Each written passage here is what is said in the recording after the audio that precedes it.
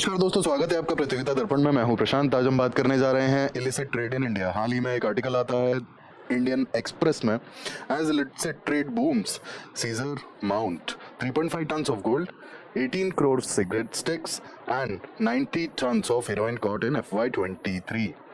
और financial year 23 का ये डेटा आपके सामने है।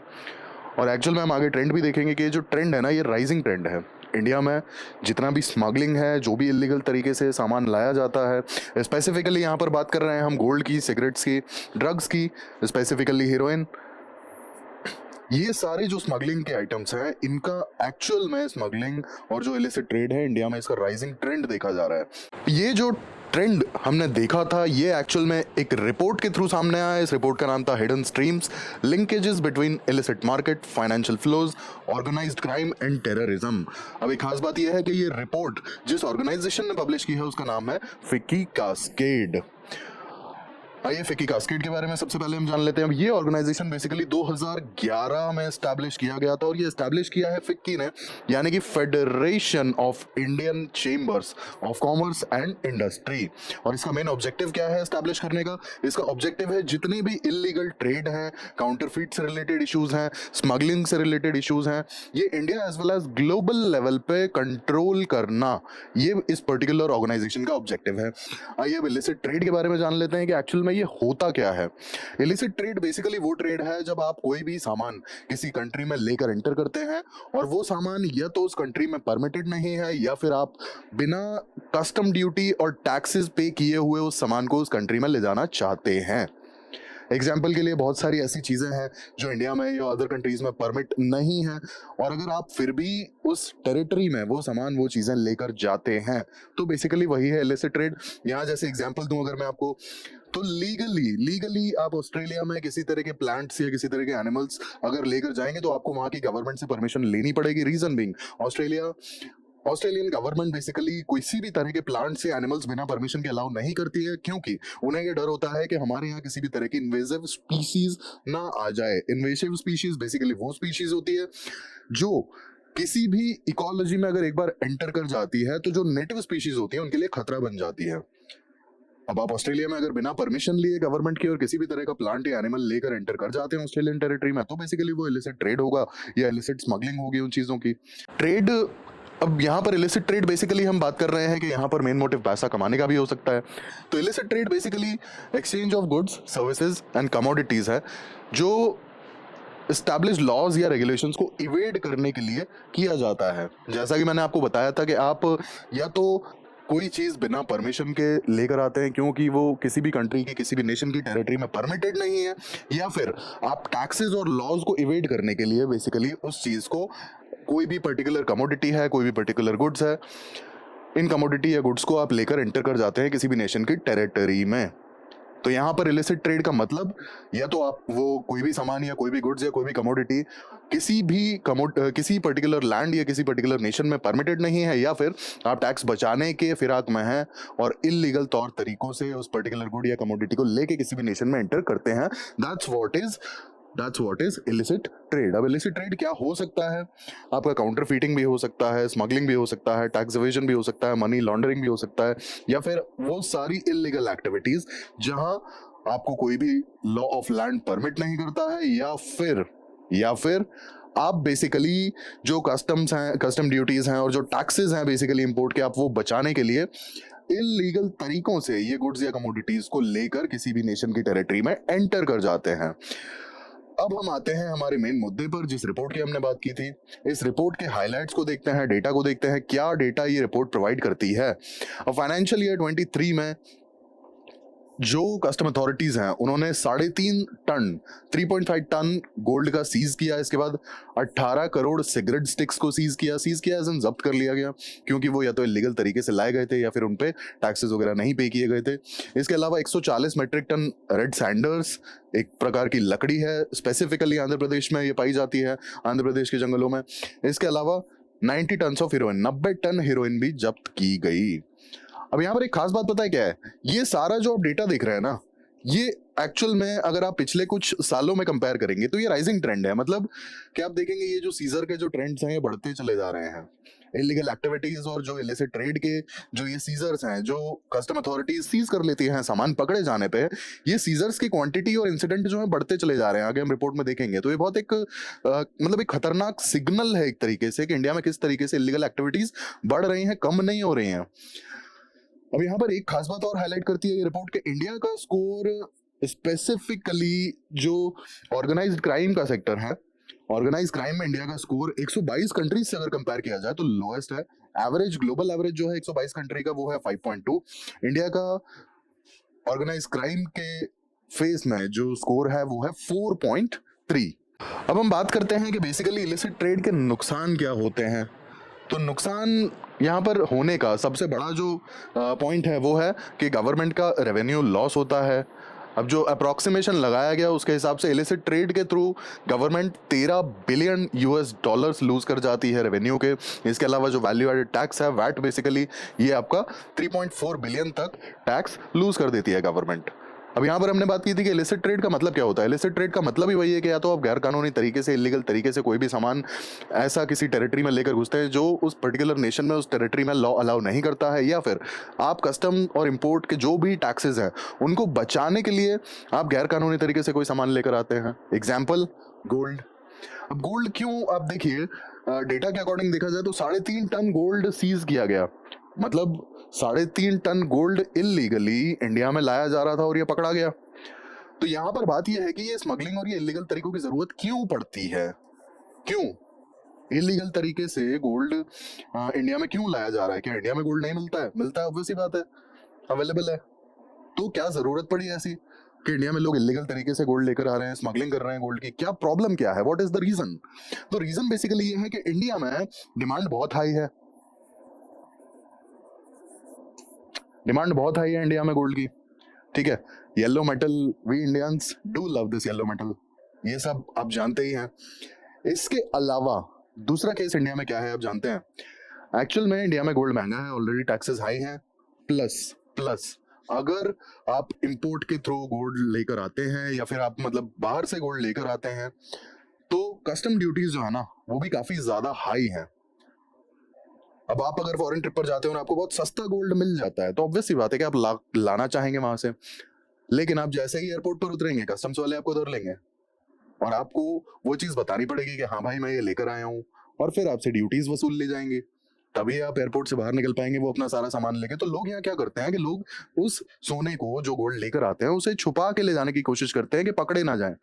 और बहुत इनोवेटिव तरीके होते हैं। जैसे मैं आपको बताऊं, ट्रॉलीज जो होती है, हमारा ट्रैवल बैग जो होता है उसका जो हैंडल होता है, बेसिकली उस हैंडल के अंदर रॉड्स में लोग छुपा कर लेकर आ रहे हैं। इसके अलावा एक भाई साहब तो हद ही हो गई थी, मिक्सर ग्राइंडर के अंदर, मोटर के अंदर छुपा कर लेकर आ रहे थे, फैन के अंदर छुपा कर लेकर आते हैं, सीलिंग फैन के अंदर। तो लोग बहुत इनोवेटिव तरीके ढूंढते हैं लेकर आने के लिए इलीगल तरीके से। जो गोल्ड है उसको इलीगल तरीके से लाने के लिए लोग बहुत इनोवेटिव तरीके ढूंढते हैं। इसका रीजन क्या है? इसका रीजन है कि डिमांड तो है ही, साथ के साथ कस्टम और जो बाकी जो टैक्सेस एंड ड्यूटीज हैं वो काफी हाई हैं। अब कोई भी बाहर से अगर सोना सस्ता खरीद के ला रहा है, काफी सस्ता सोना उन्हें बाहर मिल गया, काफी सस्ता गोल्ड उन्हें बाहर मिल गया, तो वो इंडिया में यही चाहेंगे ना कि हमें ये कस्टम्स और टैक्सेस ना देने पड़े, ड्यूटीज ना पे करनी पड़े। दिस इज द रीजन के लोग छुपा छुपू के लाने की कोशिश करते हैं और पकड़े जाते हैं। ठीक है, पकड़े नहीं जाते तो ये 3.5 टन गोल्ड कैसे सीज कर लिया कस्टम अथॉरिटीज ने? तो मेन प्रॉब्लम यहाँ क्या है? डिमांड है हाई, इंडिया में सोना है महंगा, बहुत सी कंट्रीज हैं जहाँ पे टैक्सेस वगैरह कम है, इसके कारण से सोना है सस्ता, चीप है, वहां से लोग खरीद के लाते हैं। अब जो एक्चुअली स्मगलिंग जिनका धंधा है वो लोग भी बहुत बड़े लेवल पे सोना लेके आते हैं, किलो किलो में सोना आता है उनका। ठीक है, 3.5 टन आप सोच रहे हैं इतना सीजर हुआ है, तो इन लोगों का किलो किलो में सोना आता है जो प्रॉपर स्मगलिंग करते हैं। हम उन लोग की बात नहीं कर रहे हैं जो बस अपना छोटा सा टैक्स या ड्यूटी बचाने के लिए अपना कुछ इनोवेटिव तरीका निकाल लेते हैं। हम बात कर रहे हैं जो 2 किलो या 3 किलो या 5 किलो सोना स्मगल करने की कोशिश कर रहे हैं। आप सोचिए 2-5 किलो में ये लोग कितना पैसा बनाएंगे, क्योंकि बहुत रेट्स में जो डिफरेंस आ जाता है कई बार काफी ज्यादा होता है। ठीक है, 20-30% तक का वेरिएशन आ जाता है कुछ कंट्रीज में। तो आप सोचिए वो 20 से 30% उनका मार्जिन हो जाता है उतना। मतलब अगर आप वो 5 किलो सोना लेकर आ रहे हैं तो आप खुद ही सोचिए 60,000 रुपए का 10 ग्राम सोना है। ठीक है, 60,000 रुपए का 10 ग्राम सोना है, तो 60,000 रुपए के हिसाब से आप लगा लीजिएगा अंदाजा कि वो 20% तक का उनका मार्जिन कितना बैठेगा जाके 5 किलो सोने पे। तो इसीलिए भी वो लेकर आते हैं क्योंकि एक अच्छा बिजनेस है। रीजन अगेन डिमांड हाई है, उन्हें पता है बिक ही जाएगा। तो ये सारे इश्यूज हैं बेसिकली कि इंडिया में है सोना महंगा, आप अगर लीगल तरीके से लाएंगे तो आपको कस्टम टैक्सेस और ड्यूटीज काफी ज्यादा काफी हाई पे करने पड़ेंगे। तो बाहर से आपने जो सस्ता खरीदा वो यहाँ बराबर ही हो गया, काहे के लिए बोझा ढोकर लेकर आए। तो basically this is the reason, कारण है ये कि लोग अपना टैक्सेस और कस्टम बचाने के लिए छुपा छुप कर लाते हैं, और जो प्रोफेशनल स्मगलर्स हैं उनको भी अच्छा खासा मार्जिन मिल जाता है। दिस इज द रीजन कि वो स्मगलिंग करते हैं, छुपा छुपो के सोना लाने की कोशिश करते हैं, क्योंकि इंडिया में कंपैरेटिवली सोना महंगा है। अब ऑब्वियस सी बात है कि वो अगर बाहर से लेकर आ रहे हैं और अगर उन्हें भी टैक्स और कस्टम्स और ड्यूटीज पे करनी पड़ जाए तो फिर उनका प्रॉफिट कहाँ गया। Secondly, cigarettes. अब इंपोर्टेड सिगरेट्स पे क्योंकि कस्टम ड्यूटी लगती है और वो काफी हाई है, लोकल टैक्सेस भी हाई हैं, ये भी एक रीजन है कि लोग लाते हैं और बिक जाता है। और बिकता अगर नहीं भी है तो बहुत सारे लोग तो पर्सनल यूज के लिए ही ले आते हैं, क्योंकि फ्लाइट्स में भी अलाउड होती हैं सिगरेट्स। आप होता है ना कि 500 स्टिक्स और 1000 स्टिक्स, और एक लिमिट है हर एक एयरलाइन की अपनी अपनी कि आप उतनी स्टिक्स लेकर ट्रैवल कर सकते हो। मतलब कोई भी इंसान 10-20 डब्बे लेके भी ट्रैवल करना चाहे तो कोई बड़ी बात नहीं है सिगरेट के, ठीक है, क्योंकि एयरलाइंस अलाउ करती हैं। बट आप सोचिए कि अगर आपने ड्यूटी फ्री से नहीं खरीदा है तो आपको टैक्स पे करना पड़ेगा, क्योंकि ड्यूटी फ्री पर जो ड्यूटी फ्री शॉप्स होती हैं एयरपोर्ट्स पर, वो आपसे एक सर्टेन लिमिट चार्ज कर लेती है कस्टम का। तो आप एयरपोर्ट से एग्जिट कर सकते हो वो बिल दिखा करके, अदरवाइज आपको पे करना पड़ेगा फिर वो कस्टम्स या टैक्सेस जो भी हैं। और अगर आपने पे नहीं किया तो फिर सीजर। रेड सैंडर्स, ऑब्वियस सी बात है, इंटरनेशनल मार्केट में बहुत ज्यादा डिमांड है रेड सैंडर्स की, फर्नीचर और एंटिक्स बनाने के लिए यूज किया जाता है। लास्टली आता है हीरोइन। अब ड्रग्स का क्या इशू है, आइए देख लेते हैं कि क्यों ड्रग्स बेसिकली इंडिया में, इंडियन इकोनॉमी जो है उसमें एक ड्रग इकोनॉमी क्यों बढ़ती चली जा रही है, व्हाट इज द रीजन। तो सबसे पहला रीजन मैं आपको बता दूं, इंडिया बेसिकली गोल्डन क्रिसेंट और गोल्डन ट्रायंगल के बीच में लोकेटेड है। क्या है ये गोल्डन क्रिसेंट और गोल्डन ट्रायंगल, आपकी जानकारी के लिए बता दूं कि गोल्डन क्रिसेंट और गोल्डन ट्रायंगल ओपियम यानी कि अफीम, ओपियम, ओपियम यानी कि अफीम, इसकी सबसे ज्यादा प्रोडक्शन जहां होती है वो एरिया है आपके गोल्डन क्रिसेंट और गोल्डन ट्रायंगल। यहाँ पर सबसे ज्यादा ओपियम की प्रोडक्शन होती है, ठीक है, खेती की जाती है ओपियम पॉपी की। अब गोल्डन क्रिसेंट में आता है पाकिस्तान, अफगानिस्तान, ईरान का कुछ एरिया, आपका ये सर्टेन रीजन जो है। इसके अलावा गोल्डन ट्रायंगल में आता है Thailand, Myanmar, Laos and Vietnam, ये चारों कंट्रीज के कुछ सर्टेन रीजन्स हैं जहाँ पे ओपियम की खेती की जाती है। अब इंडिया है दोनों एरियाज के बीच में। इंडिया जब दोनों एरियाज के बीच में है तो आप खुद देख सकते हैं कि या तो ट्रांजिशन के लिए इंडिया का यूज किया जाएगा, मतलब कि जो मार्केट है वहां पे सप्लाई करने के लिए इंडिया का यूज किया जा सकता है, क्योंकि इंडियन बॉर्डर्स काफी नजदीक हैं, और प्लस स्पेसिफिकली नॉर्थ ईस्ट और कश्मीर के जो बॉर्डर हैं काफी पोरस है, हर जगह पर आर्म फोर्सेस अवेलेबल नहीं है। रीजन बीइंग टोपोग्राफी बहुत ज्यादा ऊंची नीची है, पहाड़ है, नदियां हैं, और काफी ज्यादा कॉम्प्लिकेटेड टोपोग्राफी के कारण से हर जगह पर सिक्योरिटी फोर्सेस अवेलेबल नहीं है, पोरस बॉर्डर्स हैं, इस कारण से भी एज अ ट्रांजिशन यूज किया जाता है इंडिया का। इसके अलावा एक रीजन और है कि इंडिया में ड्रग्स की डिमांड जो है ना वो बढ़ रही है। डिमांड क्यों बढ़ रही है, क्योंकि लोग रिक्रिएशन या फिर मेडिसिनल पर्पस के लिए ड्रग्स यूज करते हैं। स्पेसिफिकली मरिजुआना का अगर हम देखें, जो कैनबिस भी कहा जाता है, जैसे मरिजुआना को लोग रिक्रिएशन के लिए भी यूज करते हैं और मेडिसिनल पर्पस के लिए भी यूज करते हैं, नींद आ जाती है उससे, और कई बार जो होता है कि उसमें ओपियोइड्स वगैरह होते हैं तो आपको लाइक पेन किलर का भी काम कर जाते हैं वो। तो ये सारे रीजंस हैं कि recreation as well as medicinal purpose दोनों के लिए यूज किया जाता है, and this is the reason कि डिमांड जो है ये अच्छी खासी है, अच्छी खासी है। और अच्छी खासी का मतलब आप मानिए कि इंडिया में जो डिमांड है, मतलब India is among one of the largest countries जहां पर काफी ज्यादा डिमांड है ड्रग्स की, ठीक है। India is among those countries जहां पे one of the largest demands है, तो डिमांड भी अच्छी खासी है, और दूसरा कि जहां लार्जेस्ट प्रोडक्शन होता है वो एरिया बहुत ही नजदीक है, इसलिए भी इंडिया में ड्रग इकोनॉमी जो है फल फूल रही है। अब यहाँ पर मैं आपको एक डेटा बता दूं, 2014 से 2022 के बीच में 3000 से भी ज्यादा केसेस जो है सीजर के वो देखे गए। मतलब जो हीरोइन हमने देखा था, हीरोइन का बेसिकली 90 टन हीरोइन जब्त की गई, सीज की गई, और ये 90 टन हीरोइन जो है ये 3000 से भी ज्यादा केसेस में सीज की गई। अब इस डेटा को अगर हम कंपेयर करें 2006 से 2013 के बीच के डेटा से, तो इस केस में सिर्फ 1200 सीजर के केसेस देखे गए थे।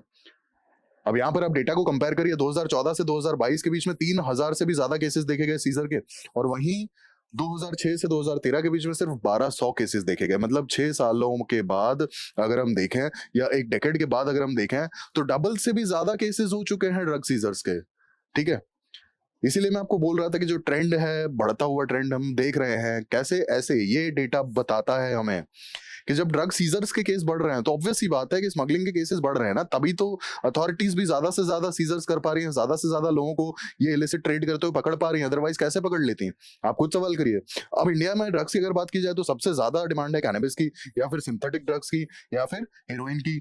और यही कारण है कि सबसे ज्यादा जो इलीगल ट्रेड के सीजर्स होते हैं वो हैं अबाउट कैनबिस, सिंथेटिक ड्रग्स या फिर हीरोइन। और हीरोइन का केस तो हमने देख ही लिया, 90 टन हीरोइन 2022-23 फाइनेंशियल ईयर में सीज की गई, क्योंकि इनकी डिमांड इंडिया में ज्यादा है। इसीलिए यही ड्रग्स ऑब्वियस सी बात है कि ज्यादा ट्रेड होंगे, और ज्यादा ट्रेड होंगे तो ऑब्वियस सी बात है कि ज्यादा से ज्यादा लोग भी इन्हीं ड्रग्स के साथ ही पकड़े जाएंगे ना।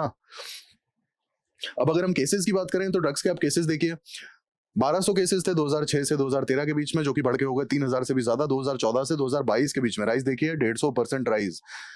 टोटल अरेस्ट 1363 2006 से 2013 के बीच में, और 2014 से 2022 के बीच में जो टोटल अरेस्ट है वो बढ़ के हो जाता है 4800, मतलब 200% से ज्यादा बढ़ा है अरेस्ट के केस में जो डेटा है। सीज्ड ड्रग्स की अगर बात करें तो 1.52 लाख किलोग्राम, जो कि बढ़ के हो जाता है 3.3 लाख किलोग्राम। अब इसमें सारे ड्रग्स हैं including synthetic drugs, heroin, cannabis, सारे।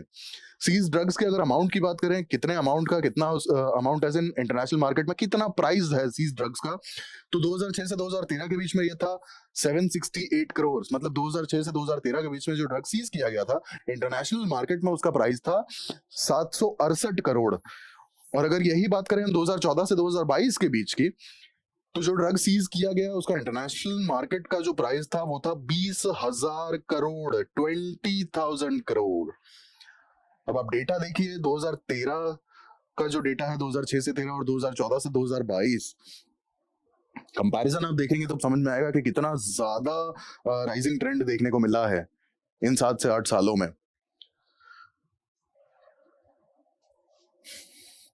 तो ये थी हमारी आज की डिस्कशन। हमने पूरा इलिसिट ट्रेड को देखा और जाना कि क्यों इलिसिट ट्रेड इंडिया में बढ़ता हुआ ट्रेंड देखने को मिल रहा है, और रीजंस पे बात की कि क्यों गोल्ड एक्चुअल में, क्यों इंडिया में गोल्ड की स्मगलिंग होती है, सिगरेट्स की स्मगलिंग होती है, या फिर ड्रग्स की स्मगलिंग होती है। वो आपको एक चीज और बता दूं मैं यहाँ पर कि गोल्ड जो सीज किया जाता है वो मेजॉरिटी गोल्ड एक ही डेस्टिनेशन से आता है, वो है यूएई, यूनाइटेड अरब एमिरेट्स।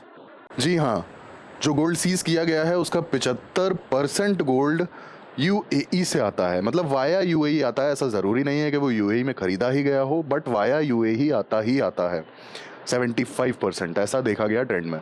तो ये थी हमारी आज की पूरी डिस्कशन। हमने देखा कि किस तरीके से इलिसिट ट्रेड इंडिया में बढ़ता चला जा रहा है, फैक्ट्स और फिगर्स पे भी बात की। ऐसे इन्फॉर्मेटिव वीडियोस के लिए हमारे साथ जुड़े रहिए, और जुड़ने के लिए प्लीज़ सब्सक्राइब करें, लाइक करें, शेयर करें और कमेंट भी करें कि आपको कैसी लगी हमारी वीडियो। नेक्स्ट वीडियो में मिलते हैं। Thank you, thanks for watching.